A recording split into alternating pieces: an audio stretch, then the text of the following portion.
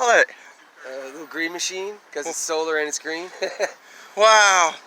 How much solar can that put out? That's 100 watts. The motor's like 800 or 900 watts, and it's got two deep cells. It's 24 volts. What year was it built? This year. I built it being in quarantine. So it's a 2021. Yeah. That little steering wheel.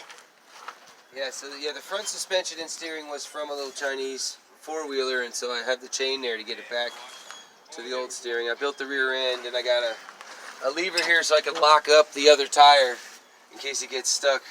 Does it ever get stuck?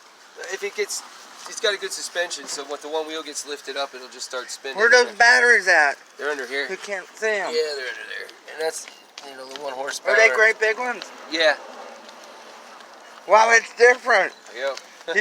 You can haul stuff in there too. Yeah, a little bit. I'll throw my wife in there, or kids, or have a little trailer hook up to it. Are those LED lights? Yeah. Wow, that's a one of a kind. Yep. My name's Pompey, and I'm over there on Park Boulevard. I do all them sculptures. That's really unusual. Swing by sometime. I got a couple other things like that too. Thanks. I built my own little forklift.